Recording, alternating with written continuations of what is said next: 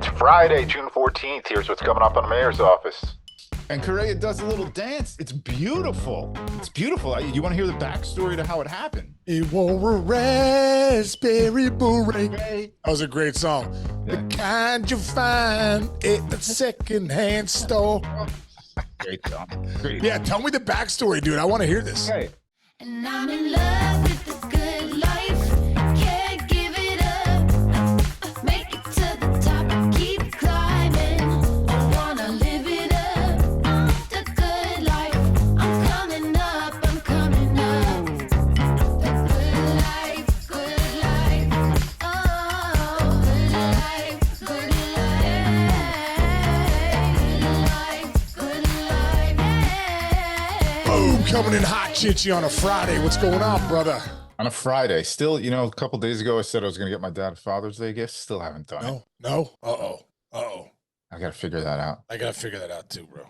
He's a big planter guy. Like, maybe I'll get him like a bush or something like that. Is he? No.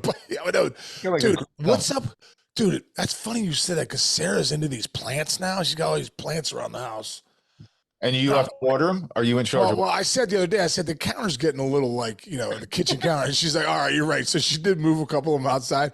Yesterday, she's a call. She's like, hey, can you go water the plants outside? I'm like, what are we doing? I'm like, all right, hang on. I got this big jar. I'm freaking, I'm trying to figure out, how to have enough water. I don't have to make like 5 trips. Yep. So the plant thing's real though.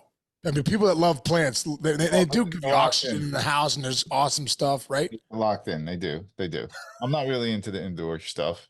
I'll put some stuff outside that I don't have to touch, like stuff that can die without me having to keep it alive. What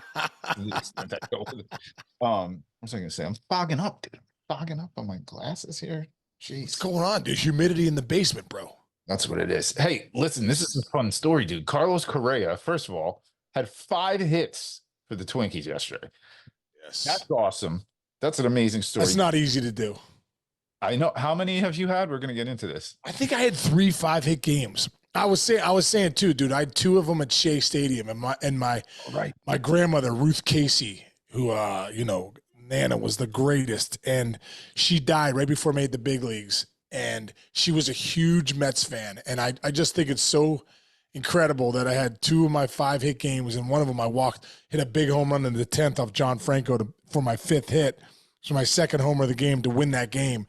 And I always think back, and I always said, thanks, Nan. I know you're watching. I'm at Shea Stadium with 2 5-hit games. No way. So that's pretty cool. I thought I had more. I thought I actually had 5, but then I looked it up one day, and I pretty much think I had 3. But it's not easy to get 5 hits in a game. It's not. Do you know who has the record for most 5-hit games? Tony Gwynn. Tony Gwynn is tied for 3rd. Ty Cobb with 9. Ty Cobb had 14. Wow. Pete Rose had 10. Max Carey and Tony Gwynn had 9. This one you wouldn't think of. Roberto Clemente had 8. Wow. Tells you how good a hitter he was. Who else is on this list? Another guy on the list who has 7. I mean, Ichiro has 7. That makes sense. Paul Molitor has 7. Johnny Damon had 7. Rob had 7. Stan the Man had 8. A couple other guys on this list. Dave Winfield had 7. That's interesting to me. Dude, Winfield could rake. Yeah, he did. He could rake. Go look at his numbers. They're all-time Dude, numbers. his numbers are incredible. 3,000 hits, right? Yeah. Oh, dude, also, dude, you said a name in there that I think gets overlooked at times. Go look at Johnny Damon's numbers, dude. Dude, borderline. You're telling me Johnny Damon's not a Hall of Famer? Like, go look at his numbers and start comparing. I'll pull it up. I don't have the comparisons, but I know he compares to a ton of guys in Cooperstown and has even better numbers than those guys. Leadoff hitter, won the big championship with the Red Sox, and I believe we won it with the Yankees too, right? Yes. So, and let's see if they had his 200. I think he's got like 2,700 hits. Yeah, let me show similar. I'll go on Baseball Reference here. This, what is it called? Similar. Yeah, like oh my God. Similar scores. He's up there with Paul Molitor. He's up there compared to Roberto Alomar. Okay. There you Lou go. Two, Brock, Robin Yount, okay. Roberto Clemente. Those are the Dude, guys. Those are 5 legendary Cooperstown guys. Oh, those are if you said one of them, like, okay, we got an argument. You name 5 of the greatest players of all time, Johnny Damon's stats. That means his stats are right near them. I think Johnny Damon needs to be looked at again, man. I like that, dude. That's a good pull from you. Let's see. How many hits did he have? You said hits. Dude, I think he had like 2769. Almost 2,800 hits, dude. He's a little over 200 hits from 3,000. He averaged 180 hits per season. That's tough That's to a do. lot. Dude. That's a ton of hits. Yes. I had one year when I hit 332 and went to the All-Star game, all stuff. I thought I had 9,000 hits. I got 197 hits. That's how hard 200 hits is. And that makes you think of the hit king, Pete Rose, with 4,236 hits or whatever he has. Yeah. Dude, that's 200 hits a year, which is so freaking hard to do for 21 years in a row. And then add a little couple more on. You had 197. Your next highest was 185. And you're a career 302 hitter. Right. That's what I mean. It's incredible. So to average 180 hits a year, that is really hard to do. And to be up with those names, that's really hard to do. So let's go, people. Let's look back at Johnny Damon. Johnny Damon, Lance Berkman, Will Clark, Donnie Mattingly. Let's get some guys in that should be. The crime dog. He's not a hitter. Right. Dude, I got a great story for you. Leland told me the other day. You ready? Yeah. Did I tell you this? So I was with Leland the other day for, he's going into Cooperstown next month. And I asked him about Bonds. What was Bonds like as a rookie? And I believe it was 86 when he first came up. 86, because he had 87 tops. Yeah. So I think he came up in 86, almost positive. First round pick of the Buccos. He wore number 7 when he first came up. And he said, correct. 86, by the way, you're correct. He came up in 86, right? Mm-hmm. Okay, so he came up in 86. And they said that the reporters got around Bonds and say, hey, you're facing Doc Gooden today. What do you think about that? Are you excited or that, you're facing one of the best? And, he's going through, this is 86, Gooden. And Leland heard Bonds say, he's got to face me tonight. Dwight, what about Dwight Gooden? How to face me? Just got called up. 21 years old. Dwight Gooden's got to face me. Guess what? First to bat, he takes Gooden dead center and Shea. Unbelievable. And that's when Leland goes, this guy's gonna be a pretty good player. Dude, we were talking about it the other day. Barry Bonds, the judge number, he's got the OPS, whatever. 812 slug. 812 slug for a year. He didn't do it for like a couple months. Guys and girls listening, what Aaron Judge is doing right now, this guy did at 100-point higher clip. That's incredible. And what you're seeing from Aaron Judge right now, which we're all sitting there going, this is like the greatest season I've ever seen in my life. Aaron Judge hit a number for a base hit last night, and it was like yesterday, and the Royals were just all shaking their heads like, if he get hits that way, we're dead. We're dead. Although the Royals, good battle, man, coming back and avoiding a sweep yesterday. We didn't really mention that. They did. Well, that would have been a 4-game sweep. That would have been the first time the Yankees swept the Royals in 4 games in Kansas City. That's a gutty win by them, especially because they were winning and then blew it. And then how about Matty Q got tossed too? Yeah, we love him get to. Yeah, he's tough, dude. All right, hey, back to Correa, and not specifically Correa. I want to go back to the celebration. First of all, they're leading the league, the Minnesota Twins, in celebrations because first they had the sausage, right? Right, the sausage, which I wasn't really into because that thing had to get gross towards at a certain point. Yeah, they had the sausage going for a while, but then they started scuffling. They took it away. Yeah, now yesterday, full gear, man. They got like a cape purple jacket. They got the Prince hat and a little Prince guitar. Obviously, Minnesota. Prince is the king of the Twin Cities. Right.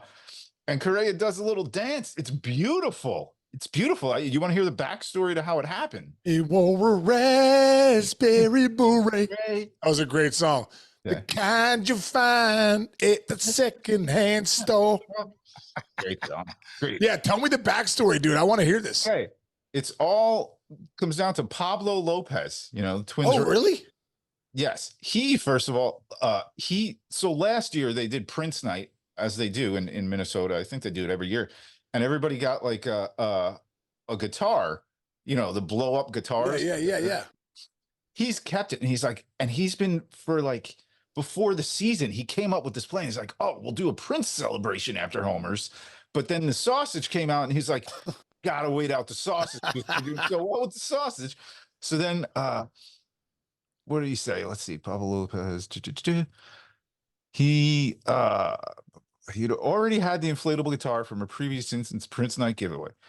The vest and the hat. He went out and got the vest and the hat to round out the look. And so Correa said he loved it. And pregame, like Lopez told everybody, he's like, here, I got it. This is the thing. And this is what Correa said. He goes, I'm like, this is creative. I love this. I was like, I want to hit a home run so bad. And he goes, it happened in the last at bat, but it happened. It's a great idea. I loved it. Hey, man, anything to bring your team together and laugh during the time has got to be something cool. That's the stuff that brings guys together.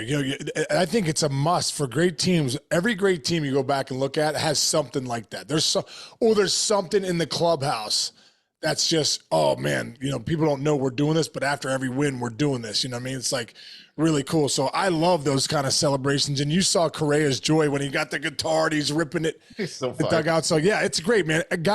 Teams that get together like that and figure out a way to celebrate, and with something unique like that, you could have some fun. It's 162 game marathon, dude. You gotta laugh. You gotta enjoy it. Just like in life, you gotta find reasons to laugh, and I love that they're doing the Prince, because dude, Prince, he loved being from Minnesota too. So it's that's a great tribute. I'm a big Prince guy. You ever see there was a tribute to one of the Beatles? Was it George Harrison? It was a tribute to George Harrison, and his son played the drums, and then all the greatest guitarists of all time played While My Guitar Gently Weeps at the Hall of Fame inductions. Have you seen that video? Oh, then Prince came out and played right at the end. Blew the doors off everybody. Yeah. Oh my God. Steve Winwood's playing the keyboards there. George Harrison's son was playing the drums. It's my favorite musical video of all time, dude. Prince blew the doors off the place. That's incredible, dude. What those guys? That's like Barry Bonds being better. That's like Barry Bonds being the best all-star. Prince was the best guitarist at the time. Dude, he was so legit. What I love too is obviously we're all big fans of Pearl Jam. Recently, in the last couple tours, they start playing Purple Rain. Oh wow! So I think Ed, or Ed's played it a few times. I'm pretty sure with Pearl Jam a couple of times. Purple Rain, dude, and his rendition is awesome. Dude, Eddie's covers are my favorite. Dude, it's the best. Nobody covers songs better than Eddie Vedder. It's like you can hear the respect for the original artist in his voice. It's great. When you ever get him on our show, maybe we can ask him. Yeah, we're gonna get him on. He's gonna come on. Dude, he's touring too much. The guy's so busy. He's got big things going on. We're gonna get him on though. We're gonna get him on. Good. You mentioned things that bring your team together during the course of a long season. Sometimes there's those little pins you put in certain parts of the season where maybe that's the moment where they turned, where things were going good. Dude, we started talking about the Mets, and we're talking about who are they going to trade? Trade this guy, trade that guy. We talked about that yesterday. Yeah. Last night, they're getting no hit again until fifth inning. Was your boy Bader got the hit to break up the no-hitter? I think maybe. Well, that's not even the main story. The main story is JD Martinez, who, by the way, has been super consistent, maybe the most consistent hitter on the Mets. Apparently, he talks to all the other guys about hitting and his approach. He loves talking hitting. Huge walk-off. And the crazy part about his walk-off, he has over, 300 home runs, and it was the first walk-off home run of his illustrious career as one of the better hitters in the game. He's got 321 homers, dude. Yeah. And I was thinking about that. When he crossed home plate, I was thinking, man, they're like, it's his first walk-off homer. Yeah. I was thinking, like, I had 130 homers. I had one. I hit it off Ricky Stone. Ricky Stone for the Astros threw me a first pitch changeup. I swung day game in Cincinnati. I swung and missed by 20 feet. So he's like, why wouldn't I throw that again? Threw me another one. And his changeup was so good, dude. Ricky Stone, we talked about more the other day. Ricky Stone was a guy, man. you're like, okay, I know the changeup's coming at some point, but like it was almost like a Hoffman one. Threw it again to me. Second, swung and missed by 10 feet again. Change. I'm like, oh my God. So I wasn't necessarily looking for the changeup. Obviously, as a hitter, when you're facing the guy, you can't explain it, but your eyes have now seen it. Your eyes have now seen it. So I'm not necessarily looking for it. I'm still on the heater. Throws me another changeup, and it's a little up, and I golf it out. High fly ball, walk-off homer in Cincinnati day game. And I'll always remember it because it was my only one. So when I look at JD Martinez at 321 homers, and it's his first walk-off homer, as good of a hitter as he is too, they're not easy to come by. Like we see guys do it a lot of guys do it here and there, and we're like, oh, these, because you see them every night, a walk-off homer. You think guys are doing it all the time. They're not. It's not that easy to walk off, especially usually facing a closer, late inning guys that are good. So, tip of the cap to JD Martinez and dude, the Mets line last night, 3 runs on 3 hits. Crazy, right? And listen, they've been hitting pretty well lately, but yeah, you got to pull them out any way you can. The 2 biggest things about the Mets this week, like I said, everybody's trading everybody off. They get their catcher back, which they needed. Alvarez, like the catchers were not throwing anybody out and not hitting at all. This guy's their top prospect, basically. Yeah. And Edwin Diaz is back off that little whatever the hell was going on with him. And he gets the win. He pitched his 9th inning. The trumpet. Out of it. Hey, use that momentum. You got to use it. Oh, that's huge. That's huge, man. Dude, we didn't talk about this before, but I want to talk about this guy really quick because I just think like we might have, I don't know if we've said it on the show recently, but I don't think so. One of the best players in the league, dude, that we haven't had a chance to talk about because he's always hurt. Who? Do you know who I'm going to say? Think about a guy that's been always hurt the last couple years, about the last 2 years. Like we're like, this guy's going to be a star. Then he gets hurt. Going to be a star. So star was rising. Yes. Then he gets hurt. Postseason star last year too. Oh my God, I'm drawing a blank. Who do you got? Royce Lewis.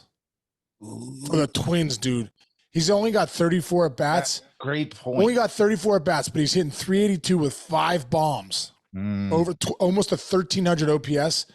But if you look at he has in his career regular season, he only has 291 at bats, like I said, because he's having a tough time staying healthy. But in those 291, he's hitting 316 with 22 bombs, a 957 OPS.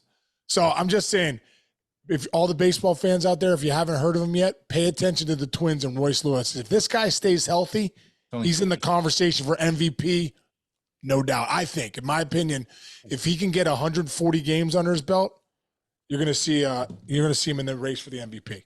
Wow, good pull. Only 25 years old. That was a hot take, Casey. Hot. Yeah, and 1-1. He was the first pick of the draft a few years ago. First overall pick. And now that you say that, it reminds me that like in the past couple of off seasons, everybody's like the Twins, what do they do with moves and all this kind of stuff? And every time they have either done anything or not done anything. It's been like, well, they have Royce Lewis. They really want to have out of Royce Lewis. So good call there. Great call. Yeah. Hey, another crazy cool thing. Something happened last night that has not yet happened before in Major League Baseball, and it's pretty badass. Somebody struck out Mookie Betts, Shohei Ohtani, and Freddie Freeman. What? Bang, bang. Wow. In 1 inning. Who's that? David Robertson, the vet, the wild vet. Back. Cutter. Wow. His quote, I mean, listen, they pay me to come in and pitch. That's what I do. Doesn't matter who's coming in the box. I'm paid to get them out, and they're paid to try to score runs off me. So I don't think much beyond that. Baloney. He's got to go. No, he knows he just punched out 3 of the greatest hitters of all time. Listen, the guy's won a lot. He's got a lot of saves under his belt. He's won championships, hasn't he? I think he's had to have been on that 09 Yankee team. Whatever. Long story short, I'm hanging that box score up in my home the day. 100%. Because Dave Roberts is not going to Cooperstown, but that's kind of your Cooperstown. Oh, You know, absolutely. For guys that aren't in Cooperstown, you go, yeah, I'm not in Cooperstown, but I punched out Betts, Ohtani, and Freeman 1, 2, 3. Is that good? You know, and your kids go, yeah. You know, the kids start to understand, like, no way, that's so cool. Unbelievable, dude. I just realized I left my lamp on up below. Look, it looks like I got a halo going. You look good though, bro. It looks like it looks like you look like Saint Michael, the Archangel. Of protection. I think it's the Archangel of protection. Yeah. He's a guy that fought. He's a fighter. Anyway, what do you got going on? What do you got going on this weekend, brother? Sunday, Father's Day. Gonna have both dads here. Just Nice. my dad. Just Nice. just been. We don't even know if we should get him a present because he just keeps mooching off Jess's tickets. He went last night with this boy. It's not even like, hey, can you anymore? Now it's like, hey, I'm thinking of coming on Thursday. Yeah. Drop me 4. Yeah. So that's where that's at. But we're gonna have a good time with them. Great weekend of weather coming on the East Coast. I think for you too, probably. I would hope. Yeah, dude, it's gonna be like 90 degrees next week, right? Yeah, it's gonna get 90s. Wow. It's pool weather, bro. Pool and ocean weather. Let's do it. All right, man. All right, brother. Well, Listen, happy Father's Day to you, man. You're a daddy. Thank you, bro. Proud to be a father of 4 incredible kids, and man, awesome stuff, dude. Yeah, awesome stuff. everybody out there, all you dads out there, all you kids, moms, everybody. Yeah. Happy Father's Day, everybody. Lock it in. All the fathers out there and all the kids out there listening. Probably more fathers listening than the kids, but if you're a kid, take your father out, and happy Father's Day to everybody out there. Chinchy, have a great weekend, dude, and I'll see you Monday. Love you, pal.